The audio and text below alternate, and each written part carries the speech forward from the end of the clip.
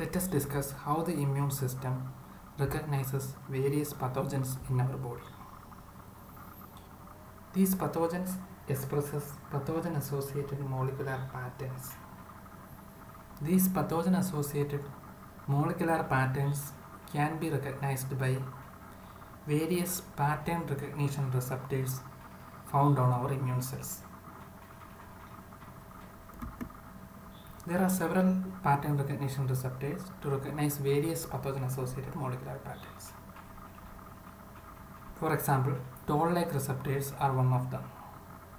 There are several kinds of toll-like receptors. For example, toll-like receptors 2. These toll-like receptors 2 recognizes peptidoglycan, which is found on the gram-positive bacteria. And there are toll-like receptors 3. These toll-like receptors 3 recognizes double-stranded RNA of viruses. Then there is toll-like receptors 4, which recognizes lipopolysaccharide on the gram-negative bacteria. Then there is toll-like receptors 5, which recognizes flagellin on various bacteria, 5 for flagellin. So there are several kinds of toll-like receptors. TLR2, which recognizes peptidoglycan on gram-positive bacteria. Toll-like receptors 3, which recognizes the double-stranded RNA on viruses. Toll-like receptors 4, which recognizes lipopolysaccharide of the gram-negative bacteria. Toll-like receptors 5, which recognizes flagellin. These are the important toll-like receptors. Now let us see how they function. The toll-like receptors is engaged by its pathogen-associated molecular pattern. So the pathogen-associated molecular pattern engages the toll-like receptors. This leads to activation of their cytoplasmic domain, which in turn leads to recruitment of other proteins like MYD88, interleukin-1 receptor associated kinase, TNF receptor associated factor 6 or TRAF6, etc. So when the toll-like receptors is engaged by the pathogen associated molecular pattern, it leads to activation of the cytoplasmic domain, which in turn leads to activation of other adapter proteins like MYD88, interleukin-1 receptor associated kinase, TRAF6, etc. These in turn leads to activation of IKK complex. What will this IKK complex do? This IKK complex phosphorylates IKB or inhibitor kinase B, so that the inhibitor kinase B gets degraded. What normally IKB do is they sequester the NF-kappa B in the cytoplasm.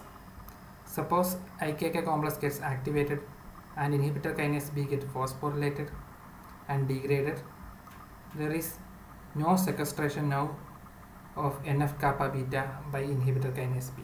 So NF-kappa beta is free.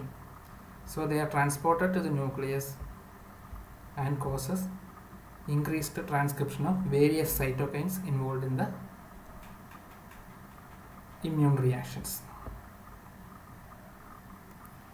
Suppose there is some defects in this pathway. This can lead to immune deficiency. For example, due to mutation of MYD88, destructive bacterial pneumonia can occur. Suppose there is mutation of toll-like receptors 3. We know that toll-like receptors 3 recognizes the double-stranded RNA. So, if there is mutation of toll-like receptors 3, these RNA viruses cannot be recognized. These double-stranded RNA viruses cannot be recognized by the immune cells. So there is recurrent herpes simplex encephalitis can occur due to mutation of this toll-like receptors 3. Now let us see one question which was a previous AIMS question. Toll-like receptors recognizes bacterial products and stimulates immune response by. These are the different options. The answer we know: transcription of nuclear factor mediated by NF-kappa beta which recruits cytokines. Now let us see the pathway once more. Toll-like receptor is engaged by the pathogen-associated molecular pattern, then leads to activation of MYD88, interleukin-1 receptor-associated kinase, TRAV6, etc. Finally, it leads to activation of IKK complex, and IKK complex phosphorylates IKB, inhibitor kinase B, and which leads to its degradation of inhibitor kinase B, so that NF-kappa beta is no longer sequestrated. So they are transported to the nucleus and gets activated and causes increased transcription of the various cytokines involved in the inflammation. That is about how the immune system recognizes various pathogens.